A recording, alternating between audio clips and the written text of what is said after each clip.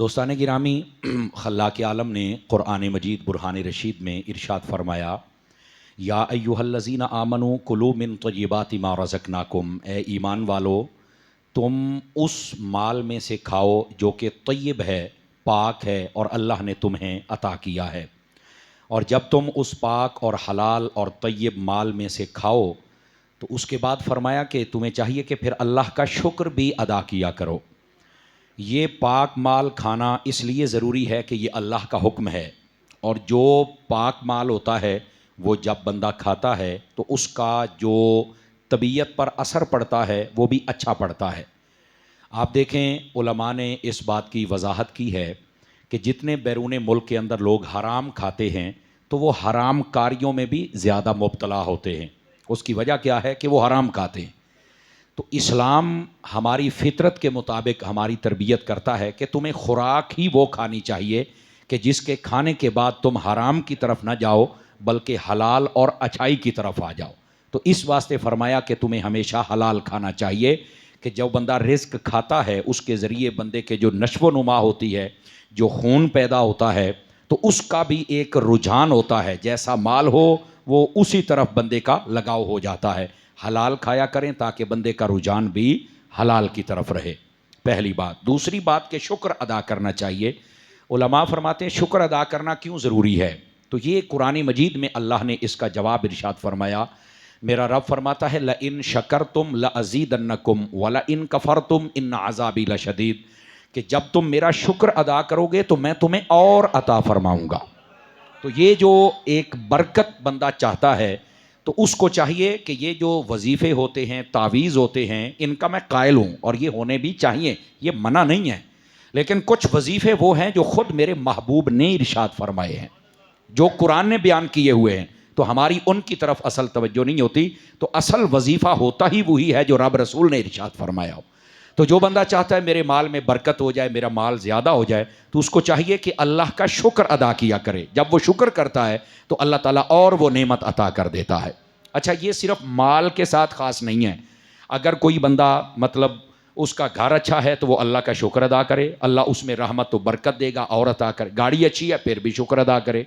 अगर उसका हाफजा अच्छा है कि अच्छी पढ़ाई करता है, अच्छी बात याद, तो वो इस अल्लाह की नेमत पर अल्लाह का शुक्र अदा करे।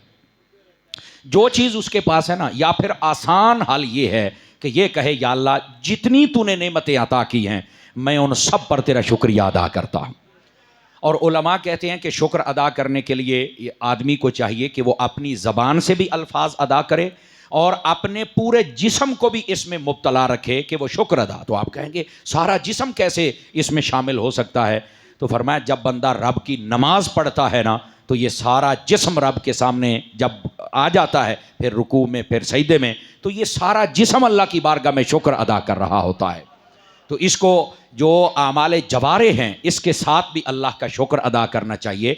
और उलमा फरमाते हैं कि अपना माल है उसको खैरात किया जाए, अल्लाह ने इल्म दिया है वो लोगों में बयान किया जाए, तो ये भी शुक्र की एक कैफियत होती है कि अल्लाह ने जो चीज़ दी है हम उसको आगे बांट रहे हैं। तो इसलिए फरमाया कि ए ईमान वालो तुम हलाल और तय्यब और ताहिर और पाक माल खाया करो और फिर अल्लाह का शुक्र अदा किया करो। नबी पाक सल्लल्लाहु अलैहि वसल्लम आपने इरशाद फरमाया, अब ये पहली हदीस शरीफ है, समात कीजिए। आप फरमाते इन्नल्लाह युहिब्बुल अब्दल मुहतरिफ, फरमाया अल्लाह ताला को अपने बंदों में से वो बंदा पसंद आता है कि जो अपने किसी ना किसी हुनर को सीख कर फिर माल और हलाल कमाई करता है, तो वो अल्लाह ताला को बंदा बहुत पसंद आता है।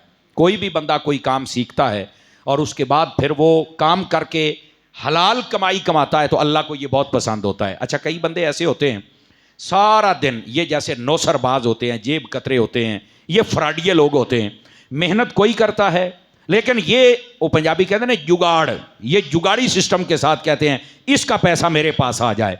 तो अब ये अल्लाह को पसंद नहीं है, इसके साथ बंदे का म्यार और वकार भी नहीं रहता।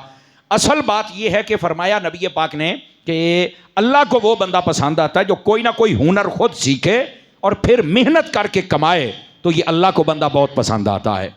तो हम सब अगर इस्लाम को समझ जाए ना तो ये जितनी नौसरबाजियाँ, दो नंबरियाँ और घटियापन है, ये सारे का सारा ख़त्म हो जाए हमारे अंदर से। और फिर दूसरी हदीस शरीफ, नबी पाक सल्लल्लाहु अलैहि वसल्लम आप फरमाते हैं इन्नल्लाह युहिब्बु अन यरा अब्दहु ताबन फी तलबिल हलाल। फरमाया अल्लाह ताला इस बात को पसंद करता है कि वो अपने बंदे को इस हालत में देखे कि वो रिज़्क़ हलाल कमाने के लिए मेहनत और कोशिश कर रहा है और फिर कभी कभार थक जाता है। तो फरमाया अल्लाह को ये बड़ा पसंद आता है कि मेरा बंदा ये हलाल कमाते कमाते थका है और ये मेहनत में लगा हुआ है। अल्लाह उस बंदे से मोहब्बत फरमाता है। तो ये जितने दुकानदार हैं और जितने मेहनत कोई भी काम करता है, ज़िम्मेदारी समझ लें आप, और जब ये अपने हलाल कमाने की नीयत से ये मेहनत करते हैं और थकते हैं तो अल्लाह ताला इनको जब मुलाहिज़ा फरमाता है अपनी रहमत की निगाह से, तो अल्लाह ताला बड़ा खुश होता है कि ये अपनी मेहनत करके फिर कमा रहे हैं और हासिल कर रहे हैं।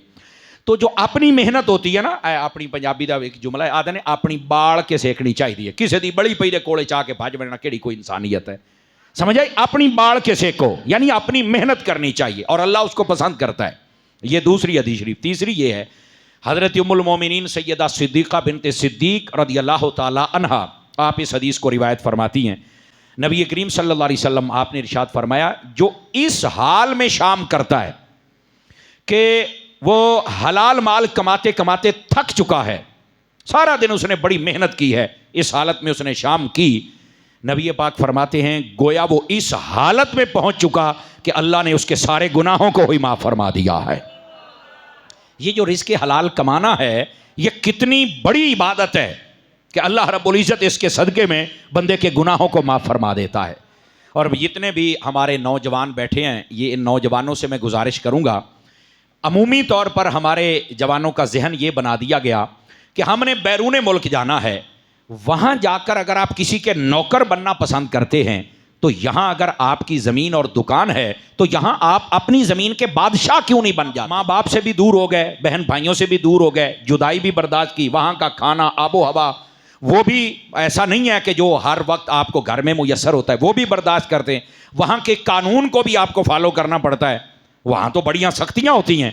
लेकिन यार इतनी सख्तियों में चले जाते हो तो आप मेहरबानी फरमाओ, अपने मुल्क में थोड़ी मेहनत करो तो इस मुल्क का भला भी हो जाएगा, आपका भला भी हो जाएगा, परदेश भी नहीं काटना पड़ेगा। क्या ख्याल है? तो थोड़ा मेहरबानी करें, सोच लें, अगर आपको बात पसंद आ जाए तो फिर बाहर जाने वाला काम आप छोड़ दें, फिर इधर आ जाएं। बसा औकात ऐसा होता है कि वो मजबूरी होती है कोई ना कोई के बाहर जाना पड़ता है। ये बाहर जाना हराम भी नहीं है, ये भी याद रखना, लेकिन उसके अंदर फिर आजकल के दौर में बहरहाल मुश्किलात हैं। अगर कुछ ना कोई सोर्सेज अपने हों तो बंदे को वो इस्तेमाल करके अपना कारोबार शुरू कर लेना चाहिए। तो नबी पाक सल्लल्लाहु अलैहि वसल्लम की ये हदीस बहुत ज़बरदस्त, फरमाया कि जो इस हाल में शाम करे कि वो रिज़्क़ हलाल कमाते कमाते थक चुका, तो गोया कि अल्लाह ने उसके सारे गुनाहों को माफ़ फरमा दिया है। और सिर्फ यहाँ नहीं, आगे भी सुनिए ज़रा, इससे भी बड़ी एक बात नबी पाक ने इरशाद फरमाई। मेरे करीम फरमाते हैं, ये चौथी हदीस शरीफ अर्ज़ कर रहा हूँ, आका करीम ने फरमाया, मन कदा अला अयालिही कान कल मुजाहिद फ़ी सबीलिल्लाह। नबी पाक फरमाती हैं कि जो बंदा मेहनत और कोशिश करता है अपने अहलो अयाल के लिए, अपने अहलो अयाल में माँ बाप, बीवी, बच्चे, बहन भाई, ये सारे आते हैं, फरमाया इनके लिए जो मेहनत करता है, कोशिश करता है, कमाई करता है, अल्लाह ताला उसको पता कितना सवाब देता है? फरमाया जितना मैदान जंग में लड़ने वाले मुजाहिद को अल्लाह सवाब देता है, उतना ही रिज़्क़ हलाल कमाने वाले को अल्लाह सवाब अता फरमा देता है। तो इस वास्ते मेरे भाई मेहनत कीजिए। हमारे यहाँ 8-8, 10-10 साल मैंने देखा है बच्चे बैठे रहते हैं, असी जी बाहर जाना है जी, बस वो कागज़ जमा कराए ने, ओ जी पैसे दिते हुए ने, फिर वो जी पैसे लैके भाज गया जी, वो 2 नंबरी बहुत होंगी पई है। भाईजान आप सिर्फ इतनी बात लगाएं, आपने 5 लाख रुपया देना है बाहर जाने के लिए, मैं आपको जिम्मेदारी से कहता हूं, आप 5 लाख का यहां पर कोई कारोबार शुरू कर लें। नबी पाक की हदीस के मुताबिक तिजारत में बरकत है, आप करके देख लें, अल्लाह आपको बरकत अता फरमाएगा। आप कोई भी काम करें, इसमें छोटे छोटे काम शुरू हो सकते हैं। हमारे कपड़े का काम इतने पैसों से आराम से शुरू हो सकता है, और ये ज़रूरी नहीं कि मार्केट ही बना था, तुम अपनी बैठक च कर सकते हो। थोड़ी सी मेहनत करें, अपने दोस्तों से राब्ते रखें, ए जेडे एडे लम्बे लम्बे पैकेज ला लेंदे हो तो ये पैकेज अपने कारोबार से वरत लो। तो थोड़ा मेहनत करें, अपना जहन बनाएं, प्लास्टिक के बर्तनों का कारोबार शुरू कर लें, 5 लाख का बेहतरीन शुरू हो जाएगा। मैं आज को कारोबार के आइडिया नहीं देने आया आपको, सिर्फ ये बता रहा हूं कि आप काम शुरू कर सकते हैं, जूते का काम आप शुरू कर सकते हैं, कोई भी नहीं, 5 लाख ढेर सारे रुपये होंगे ने, समझ आइए, इससे आप काम शुरू कर सकते हैं। बहरहाल आहिस्ता आहिस्ता फिर बंदा स्टेप बाय स्टेप होता है ना, पहले वहां से काम, जब थोड़ा सा हो फिर मार्केट, फिर बड़ी दुकान, फिर अल्लाह करे थोड़ा पलाजा हो जावे, लेकिन ये मेहनत करें थोड़ा सा, बाहर जाके किसी दे नौकर बनने नालों इत्थे अपने बादशाह बन के रहो, मुड़ खैर महर हो जासी। तो नबी पाक सल्लल्लाहु अलैहि वसल्लम आपने फरमाया जो मेहनत करता है अल्लाह ताला मुजाहिद के बराबर उसको सवाब अता फरमा देता है। पांचवीं हदीस शरीफ नबी करीम अलैहि सलाम ने फरमाया, अब ये हदीस भी सुनिए, जितने बंदे दुकानदारी करते हैं या मेहनत करते हैं या कोशिश करते हैं किसी भी एतबार से जायज़ कामों में, हलाल कमाई में, अब देखें यार नबी पाक क्या फरमा रहे हैं। मेरे आका ने फरमाया मन तलब दुनिया हलाला, फरमाया जिसने ये दुनियावी माल को हलाल तरीके से हासिल करने की कोशिश की, ये चाहता है कि मेरा माल दुनिया हलाल हो, हलाल माल कमाने की कोशिश करे। क्यों? उसकी नीयत ये हो इस्तिअफाफन अनिल मसअलती, वो ये चाहता है कि मुझे किसी से सवाल ना करना पड़े, भीख ना मांगनी पड़े। वो कहता है मैंने भीख नहीं मांगनी, मैंने काम करना है, मैंने मेहनत करनी है, इसलिए वो हलाल कमाई करता है। और उसकी साथ में ये भी नीयत है वसायन अला अहलिही, कि मेरे जो बीवी बच्चे हैं वो भी आसानी से अपने घर बैठ के खाएं। एक ये कि मैं सवाल ना करूं किसी से, और दूसरा ये है कि मेरे बीवी बच्चे माँ बाप जो हैं वो उनकी मैं खिदमत करूं, दूसरी नीयत उसकी ये हो। और तीसरी वतअत्तुफन अला जारिही, और वो कहता है कि मेरी ये भी नीयत है कि मैं कमाई इसलिए कर रहा हूं कि मेरे अड़ोस पड़ोस में और मेरे रिश्तेदारों में अगर कोई गरीब हुआ तो मैं ज़रा उसकी भी हेल्प करूंगा, उसकी भी मदद करूंगा। जब जब अल्लाह ने मुझे मौका मरहमत फरमाया, तो फरमाया जिस बंदे की ये तीन नीयतें हों कि वो किसी के सामने हाथ भी नहीं फैलाना चाहता, वो अपने घर वालों की खिदमत भी करना चाहता है, और वो ये भी चाहता है कि मेरे अड़ोस पड़ोस के अंदर जितने कोई गरीब है मैं उनकी भी मदद करना चाहता हूं, इसलिए मैं हलाल कमाई कर रहा हूं। अब नबी पाक सल्लल्लाहु अलैहि वसल्लम ने जो अगली बात इरशाद फरमाई, गौर से सुनिएगा। फरमाया लाके अल्लाह, इस बंदे की जब अल्लाह से मुलाकात होगी ना तो पता किस हालत में होगी। फरमाया वजहहू कल कमर लैलतल बद्र, इसका चेहरा ऐसे चमकेगा जैसे 14वीं का चांद चमक रहा होता है। आप देखें कितनी बड़ी फजीलत है उस बंदे के लिए जो रिज़्क़ हलाल कमाता है।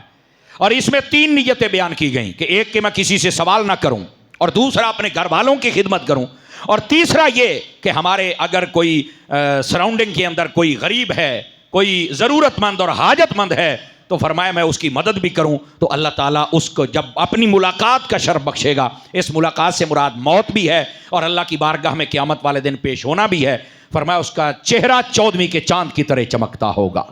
जितने हजरात बैठे हैं जहन बना के जाएं, बिलखसूस ये नौजवान, आपके बुजुर्ग तो मेहनत करते हैं, लेकिन ये नौजवानों के हाथ में जब से मोबाइल आया है ये बेचारे मेहनत नहीं कर पा रहे, और माजरत के साथ ये मोबाइल इनको बसा औकात यहाँ भी बैठे होते हैं तो ये यहाँ नहीं बैठे होते।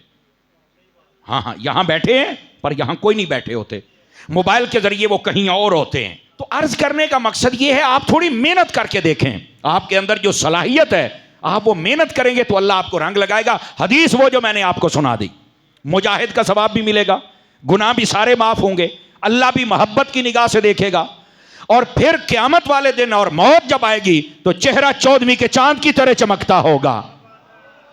समझ आ रही है? तो ये रिज़्क़ हलाल कमाने की एक अपनी बरकत, अपनी ताकत, अपनी हिम्मत है। तो इसलिए थोड़ा इधर आइए, कमाइए, अल्लाह ने हाथ पांव सेहत दी है तो इसका फ़ायदा उठाइए जनाब। फिर आगे बात, नबी पाक सल्लल्लाहु अलैहि वसल्लम, ये मैं 6वीं हदीस सुना रहा हूँ। आका करीम ने फरमाया इन्ना अतयबा मा अकलतुम मिन कसबिकुम, फरमाया अल्लाह को जो सबसे ज़्यादा तुम्हारे खानों में से खाना पसंद आता है ना, कि खा भी तुम रहे हो, है भी तुम्हारा खाना, खाना भी तुमने है, अल्लाह को तो ज़रूरत ही नहीं खाने की, लेकिन अल्लाह फरमाता है जो तुम खाते हो ना, तुम्हारे खानों में से सबसे ज़्यादा जो मुझे पसंद है कि मेरा बंदा ये खाना खाए, फरमाया वो ये है कि जो तुम अपने हाथ से कमा के खाते हो, मुझे बहुत पसंद आता है। समझ आ रही? अपने हाथ से। और मैं आपको यकीन करो, ये नौजवान जितने बैठे हैं आप कोई हुनर सीखें। और ये आप देखें ना अल्लाह के नबियों को, तो हज़रत इब्राहीम अलैहिस्सलाम आप खेती बाड़ी किया करते थे, हज़रत नूह अलैहिस्सलाम को देखें वो भी अपने काम काज, हज़रत दाऊद अलैहिस्सलाम को देखें तो अल्लाह रब्बुल इज़्ज़त ने उनके हाथों पर वो जो लोहा था उसको मुसख्खर किया हुआ था, वो पिघल जाता था, आप उसके हथियार बनाया करते थे।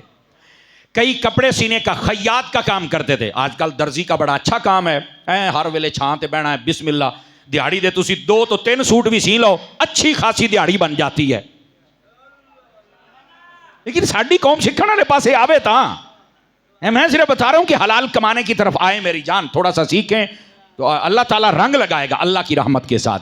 अब आगे चलिए ज़रा, नबी पाक सल्लल्लाहु अलैहि वसल्लम, अब ये मैं 7वीं हदीस शरीफ अर्ज़ कर रहा हूँ। आका करीम अलैहिस्सलाम फरमाते हैं, मा अकला अहदुन तामन कत्तु खैरम मिन अन याकुला मिन अमल यदिही।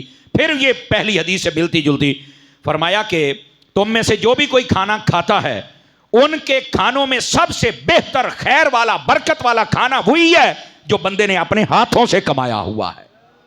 आप देखें, मैं आपको एक बात बतलाऊं, जितने अपने हाथों से कमाने वाले लोग हैं ना, अल्लाह उनका गुजारा आसानी से, ओ पंजाबी चाहते हैं लोड़ दी थोड़ नहीं पमदी, अल्लाह ताला उनको बरकत अता फरमाता रहता है।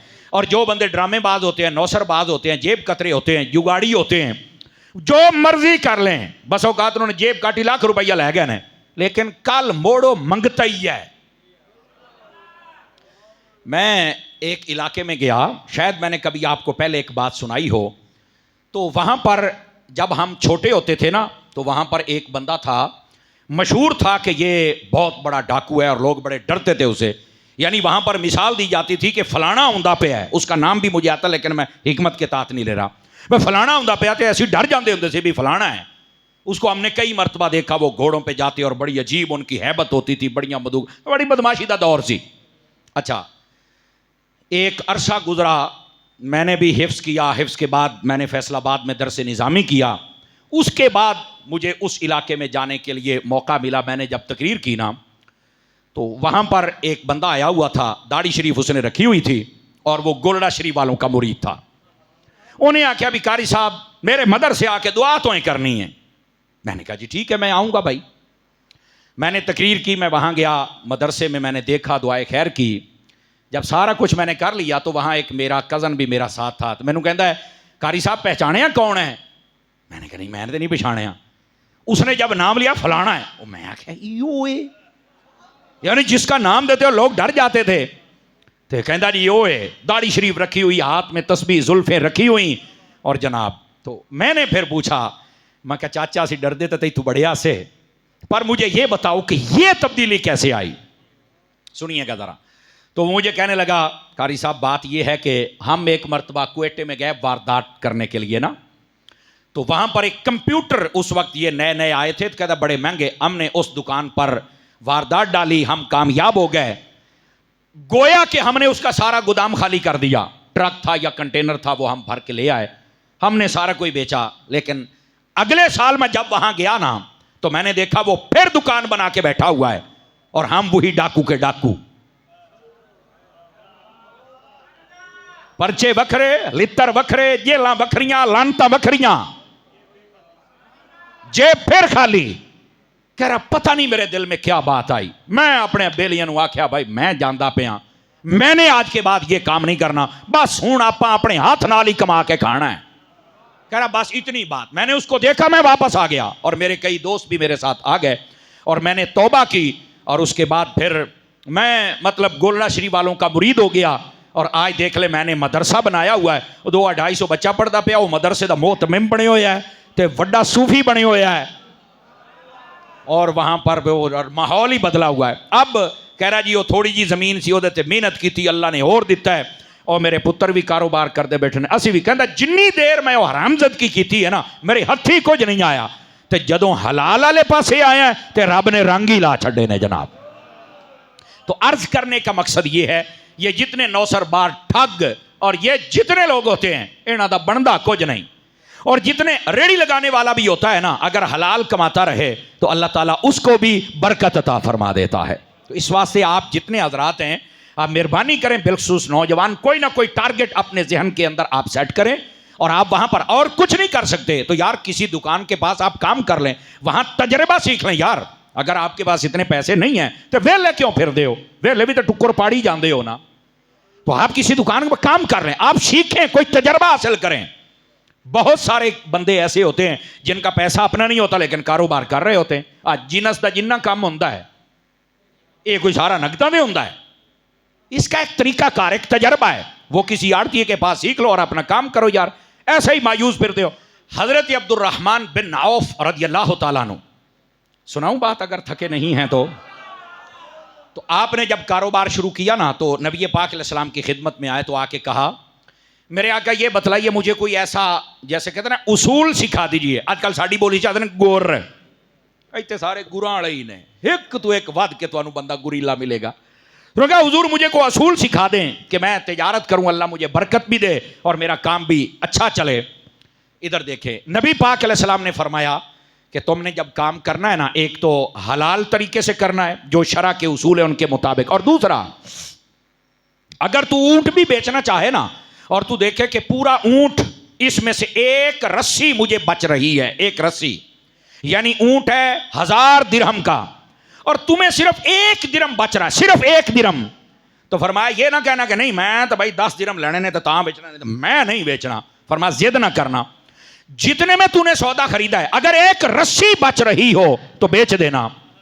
फरमाया इसका फायदा क्या होगा? फरमाया कुछ तो आएगा ना, और फिर जब तुम्हारा रेट मुनासिब होगा तो तेरी दुकान के ऊपर रस भी लगा रहेगा, आई चलाई लगी रहेगी।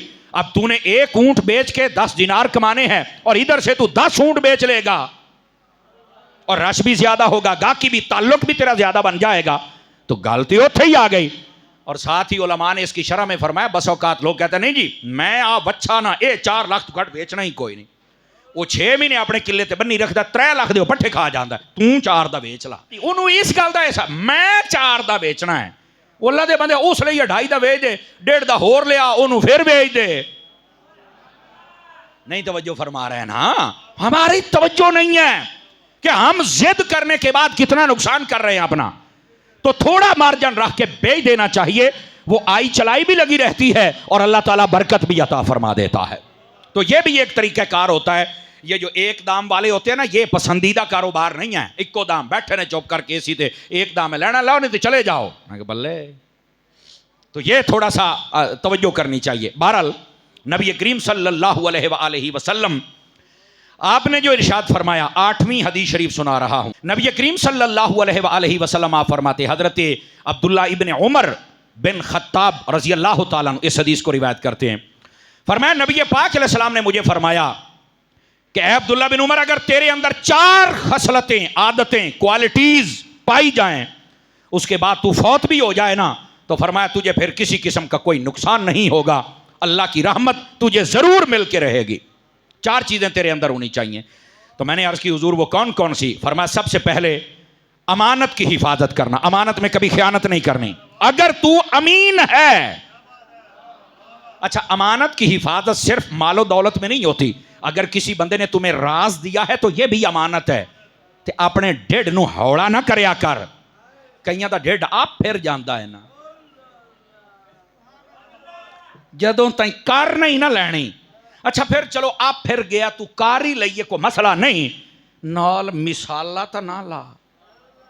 कई मिसाला लगा के आगे बात करते हैं, सुबह बात चलती है मक्खी की और शाम तक वो भैंस बनी हुई होती है, समझ आ रही है? तो ये कईयों की आदत होती है, ऐसे मत बनिएगा। ये जो राज होता है ना, राज, ये भी संभालना हर बंदे की बात। तो पता है, चुप कर जा, समझ आया? मैं चुगलेतना च अपना नाम लिखवाना ही। तो फरमाया अमानत की हिफाजत करना, और दूसरी बात फरमाया सच बोलना। अगर तेरे अंदर ये दूसरी खसलत आ जाए कि तू सच्चा बन जाए, हमेशा सच बोलो, खैर ही खैर। नबी पाक ने फरमाया अस्सिद्क़ु तमानियतुन वल किज़्बु रीबतुन, फरमाया ये जो सच है ये बंदे को हमेशा मजबूत करता है, और जो झूठ है ये बंदे को कमजोर कर देता है। ऊपर से बंदा बंदा नजर आता है, अंदरों खोख खोलोया बदा होंदा है, उन्होंने पता भी मैं जरा कूड़ मारी बना, ये कूड़ नहीं ये बूढ़ होंदा ही नहीं। और अगर किसी को पता लग गया, बीवी बच्चे बरादरी, तो मोड़ मेरा की बनेगा, तो अंदर अंदर से वो खोखला होता है। लेकिन जो सच होता है वो पता क्यों मजबूत होता है? इसलिए उन्होंने पता है सारा जहान भी छड़ जावे, रब नूं ते पता है ना, इस वास्ते सच्चा बंदा मजबूत होता है। तो फरमाया नबी पाक ने 4 बातें तेरे अंदर होनी चाहिए, फिर तू फौत भी हो जाए तो नुकसान नहीं। पहली बात अमानत की हिफाजत कर, और दूसरी बात सच बोल, और तीसरी बात फरमाया तेरे अखलाक अच्छे होने चाहिए, तेरे अखलाक अच्छे होने चाहिए। और अखलाक में सिर्फ ये नहीं कि जेड़ा आया क्या हाल है, अस्सलाम वालेकुम, ठीक है, हंस के बोल, ये अखलाक नहीं है सिर्फ, नहीं तवज्जो फरमा रहे। हाँ, ये जो अखलाक है ना, फरमाया इसके 60 से ज्यादा शोबे हैं। तो आप कहेंगे वो क्या क्या शोबे हैं? अखलाक का मतलब होता है अपने आप को आजिज़ी में रखना। अखलाक का मतलब ये होता है कि नरमी से बात करना। अखलाक का मतलब होता है सच बोलना। अखलाक का मतलब होता है सखी बन के रहना। अखलाक का मतलब होता है बीमारों की तीमारदारी करना। अखलाक का मतलब होता है कोई फौत हो गया जनाजा पढ़ के आना। अखलाक का मतलब है किसी ने कोई मसला बताया उसको अच्छी बात कह के दुआ देना। ये अखलाक है। और अखलाक का ये मतलब है अगर तेरे सामने कोई ऐसा मंजर आ गया जो नहीं देखना, अपनी निगाह झुका ले।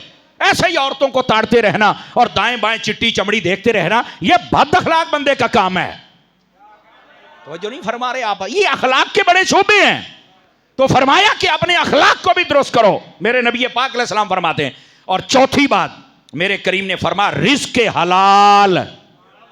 ये चार बातें अगर तुम्हारे अंदर आ जाएं, फरमाया अगर तुम फौत भी हो जाओ तो फिर भी तुम्हें किसी नुकसान का अंदेशा नहीं होगा, क्योंकि अल्लाह ने तुम्हें सिफतें वो अता कर दी हैं जो अल्लाह को मतलूब हैं और अल्लाह ताला राजी होकर तुम्हें जन्नत अता फरमा देगा।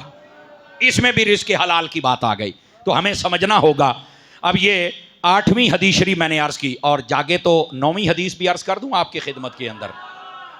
नबी पाक सल्लल्लाहु अलैहि वसल्लम आप क्या फरमाते हैं, और ये हदीस अबू सईद खुदरी रज़ियल्लाहु ताला अन्हु आपने इसको रिवायत किया। सुनिए जरा हदीस, आपका दिल खुश होगा।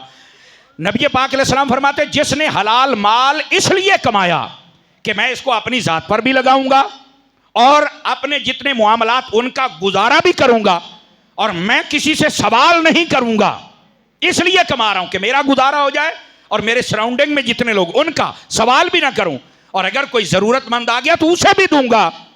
नबी पाक फरमाते हैं ये माल उस बंदे की पाकीज़गी का जरिया बन जाएगा। फरमा अल्लाह उसको पाकीज़गी और तहारत नसीब फरमा देगा। और सिर्फ यहां तक बात नहीं, करीम कायनात सल्लल्लाहु अलैहि वसल्लम हजरत अबू हुरैरा इस हदीस को रिवायत करते हैं। आप फरमाते हैं कोई बंदा लकड़ी का गट्ठा बनाए, यानी जंगल में जाए लकड़ियां काटे, उनका एक गट्ठा बनाए और उनको अपनी पीठ पर लाद कर फरमाया आकर बाजार में बेचे, इसलिए कि मुझे किसी से सवाल न करना पड़े। तवज्जो है कि कोई नहीं है? फरमाया ये इससे बेहतर है कि बंदा मेहनत ना करे और लोगों से सवाल करता रहे। लोगों से कभी सवाल नहीं करना। लोगों से सवाल करने के लिए बंदे को पहले कमजोर होना पड़ता है, पंजाबी चाहते हैं नीवा होना पड़ता है, झुकना पड़ता है, समझ आई, तरह तरह की उसकी बातें सुननी पड़ती हैं, और फिर चल के बंदा उससे कुछ लेता है, और फिर जितना लेना है वो 3500 गल्लां सुनाता है, तो उस तो बाद फिर जो हशर करता है तुम्हारे सामने। वैसे आजकल एक और अजीब मसला भी है, पहले आते हैं रो धो के कर्जा ले लेते हैं, और जिसने कर्जा दिया होता है फिर उसको डबल रोना पड़ता है अपनी मजबूरियां भी, हुण मैनू वापस ही दे दे यार, समझ आ रही है? और ये कहता है हालात ठीक कोई नहीं। ये भी एक अजीब मसला है। इस वास्ते फिर दूसरा कोई किसी को देता भी नहीं कि माहौल ऐसा है कि जे नुदे हो चाहो हाट के बैंक का जदेंदा कोई नहीं। समझ आ रही बड़ी बात की? अब जरा अगली बात सुनिए। हजरत साद इब्न अबी वक्कास आए नबी पाक के पास, तवज्जो कीजिए मेरे सारे दोस्त, और आके कहा या रसूल अल्लाह सल्लल्लाहु अलैहि वसल्लम मेरे लिए ये दुआ कीजिए कि मैं जो दुआ करूं वो कबूल हो जाए, मैं मुस्तजाबुद दाअवात बन जाऊं, मेरी दुआएं कबूल हों। तो नबी पाक ने फरमाया या साद अत्यब मतअमका तकुन मुस्तजाबुद दाअवात, फरमाया अगर तू चाहता है कि तेरी हर दुआ कबूल हो जाए, हमेशा हलाल खाया करो, अल्लाह ताला तेरी हर दुआ कबूल फरमा लेगा। और यहीं पर नबी पाक सल्लल्लाहु अलैहि वसल्लम आपने फिर हजरत साद से फरमाया कसम है उस जात की जिसके कब्जा और कुदरत में मेरी जान है, फरमाया हराम का लुकमा जिस पेट में होता है 40 दिन तक अल्लाह ताला उसका कोई नेक अमल कबूल नहीं फरमाता है। 40 दिन तक एक लुकमा। सब हजरात को गौर करना चाहिए, पता सबको होता है लेकिन बचने में थोड़ा सा सुस्ती कर जाते हैं, सुस्ती नहीं करनी चाहिए। नबी पाक सल्लल्लाहु अलैहि वसल्लम आपने फरमाया हराम और सूद से पलने वाला जिस्म वो जहन्नम के लायक होता है, कभी जन्नत के लायक नहीं हो सकता है। बस कह दिया हुजूर ने जो फरमाना था, अब अमल हमने करना है। फिर मेरे करीम ने फरमाया 12वीं हदीस शरीफ सुना रहा हूं, फरमाया जिसने लुकमाए हलाल कमाया और उसके बाद मेरी सुन्नत पर अमल करता रहा और उसके बाद उसने लोगों को कभी तकलीफें नहीं पहुंचाई, लोग उसके शर से बचे रहे, शरीफुन नफ्स बन के रहा, फरमाया जिसने ये 3 काम कर लिए, फरमाया अल्लाह रब्बुल इज्जत उस बंदे को जन्नती बना देता है। नबी पाक सल्लल्लाहु अलैहि वसल्लम फरमा रहे हैं। मेरे दोस्त, सिर्फ यहां तक बात नहीं है, तवज्जो कीजिएगा जरा, इसका ना दूसरा पहलू भी आपके सामने है। यह तो था रिस्क हलाल कमाना और उसकी फजीलत और उसकी बरकत, जो ज़रूरी बातें थी वो मैंने आपकी खिदमत में अर्ज़ की।